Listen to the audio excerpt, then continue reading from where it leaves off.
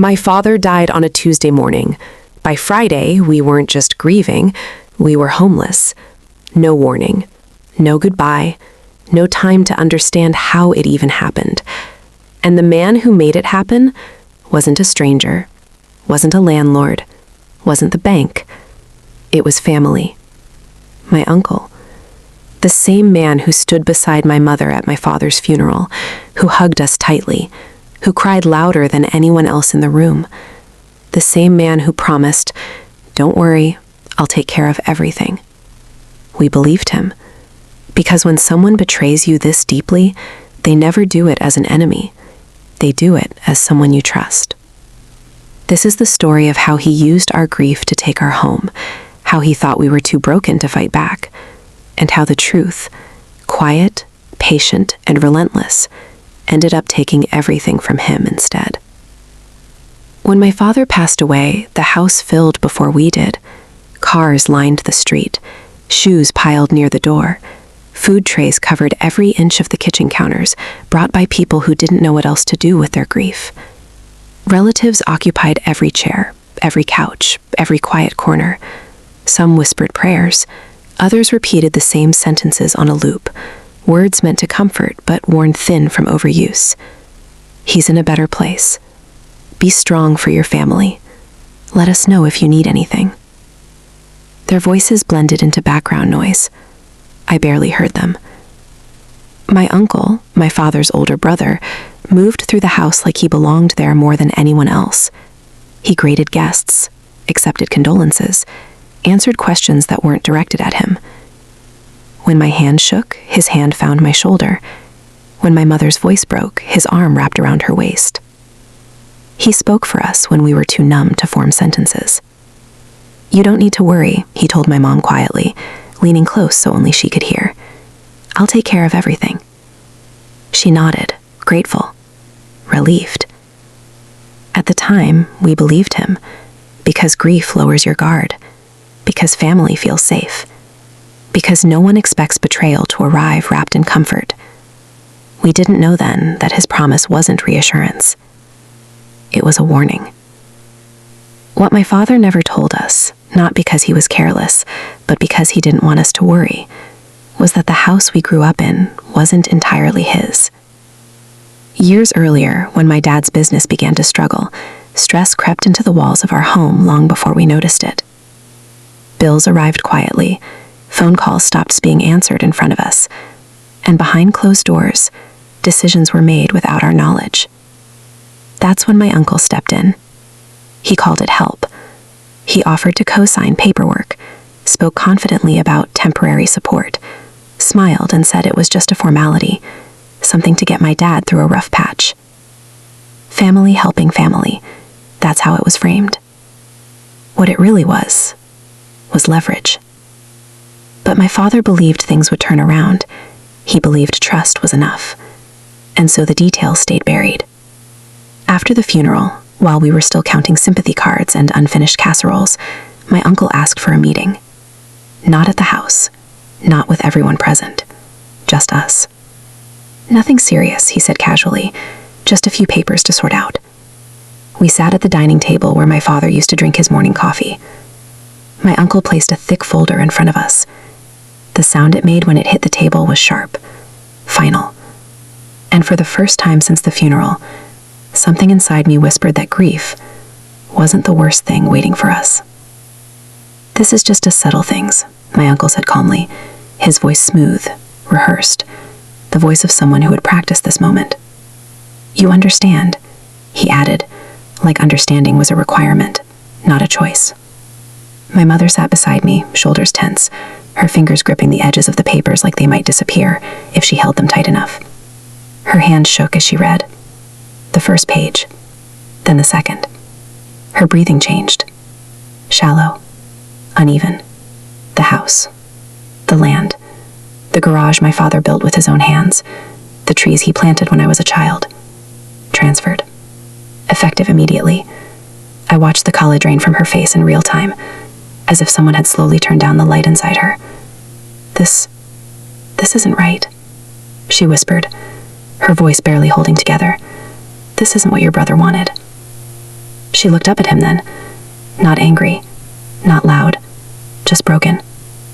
My ankle didn't flinch. He leaned back in his chair, crossed his arms, and sighed like she was inconveniencing him. "He's gone," he said flatly, "and someone has to be responsible now." Responsible. The word hung in the air, cold and sharp. I felt my stomach twist.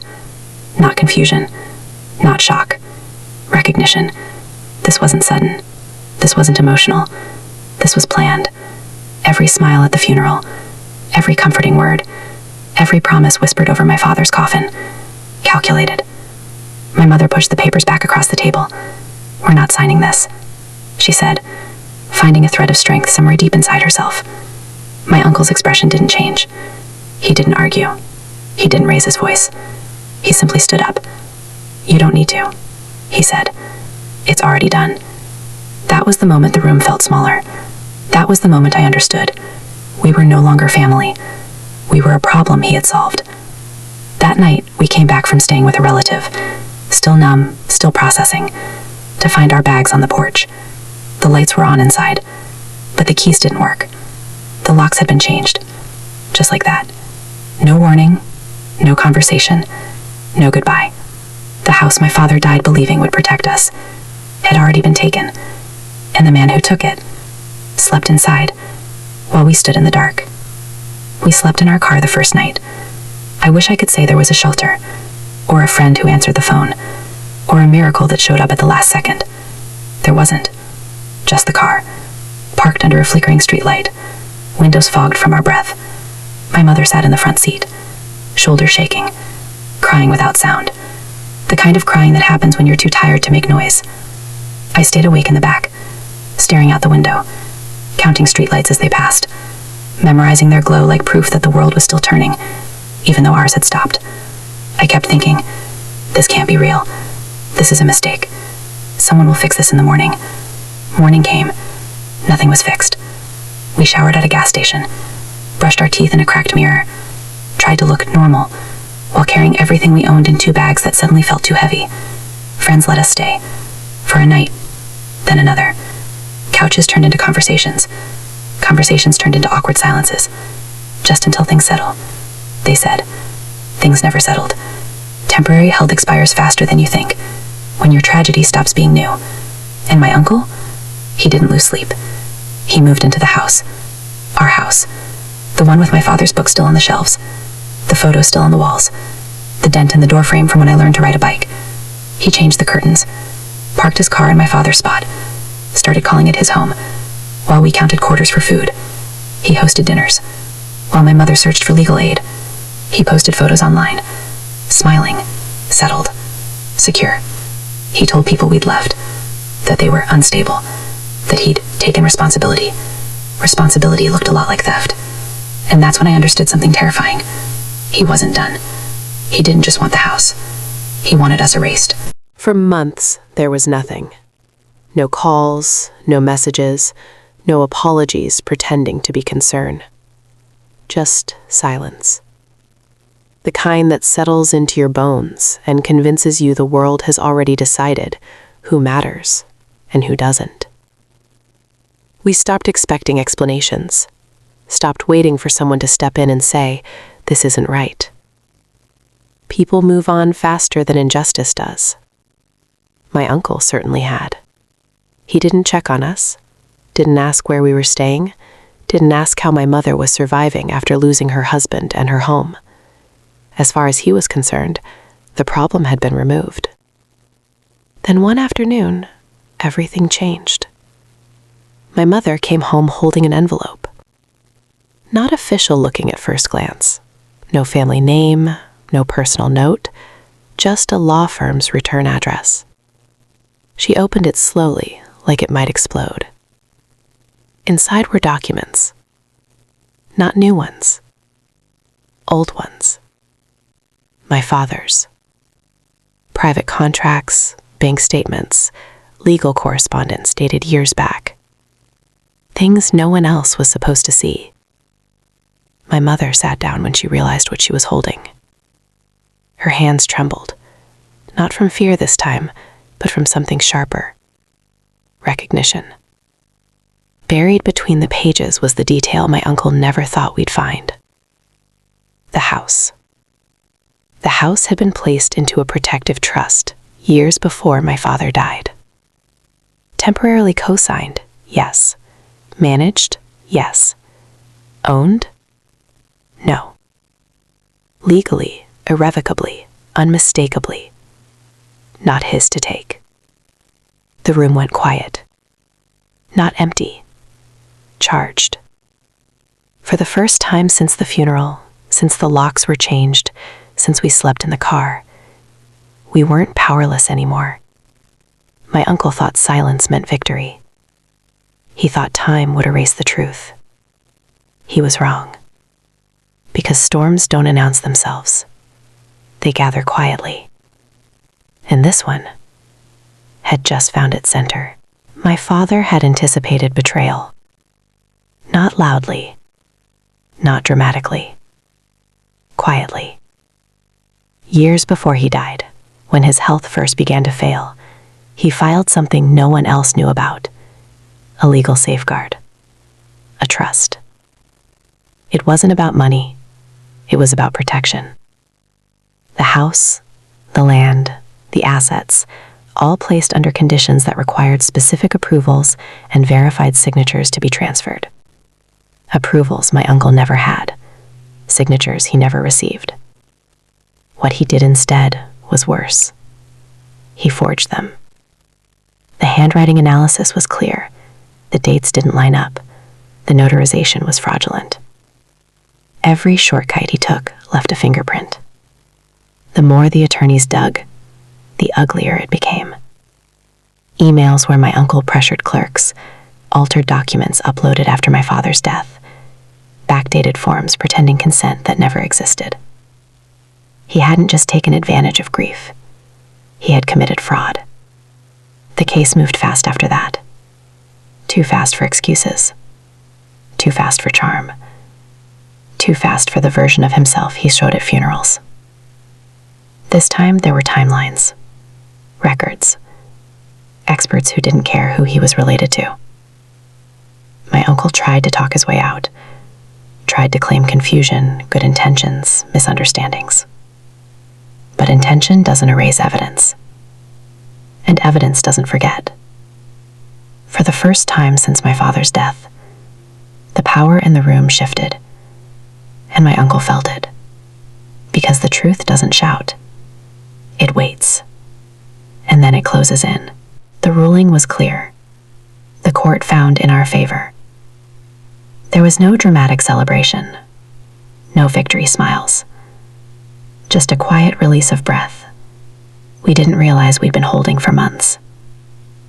The house was returned. Not as a gift. Not as mercy. As a correction. Because it had never truly been his to take.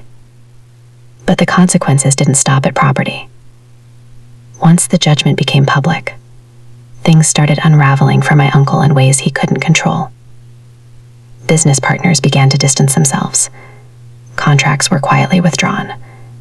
Calls stopped getting returned. People who once praised his integrity now avoided using his name. Because no one wants to be associated with someone the court labeled dishonest. Within the family, the shift was immediate. Relatives who once defended him, who told us to keep the peace, suddenly went silent. Messages left unread. Invitations that never came. The admiration he thrived on disappeared overnight. And the man who once stood at my father's funeral, crying the loudest, offering protection, now lives in a small rented apartment, far from the house he tried to steal. He doesn't attend family gatherings anymore. Not because he's unwelcome, but because shame is heavier than any judgment a court can give. And while we never celebrated his fall, we did finally sleep in our own beds again.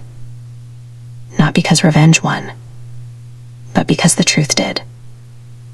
For a long time, I thought survival was about holding on. Holding on to people. Holding on to hope. Holding on to the idea that family would eventually choose you. I was wrong. What we learned through all of this was that survival sometimes means letting go. Not out of bitterness, but out of clarity. We learned that betrayal rarely comes from strangers. It comes from people who know exactly where it hurts, because they helped build the place you call home. We learned that promises made in grief are often masks, and the loudest comfort can hide the sharpest intentions. Most of all, we learned that silence is not forgiveness. Staying quiet doesn't make injustice disappear. It only gives it more room to grow. For months, we blamed ourselves, asked what we missed, what we could have done differently. But the truth is simple. Trusting someone wasn't our mistake. They chose to betray it. We also learned something harder, that justice doesn't always feel victorious. Sometimes it just feels steady, like standing on ground that doesn't shift under your feet anymore, like sleeping without fear, like knowing no one can take what was never theirs again. And finally, we learned this. You don't need revenge to reclaim your dignity. You just need the truth.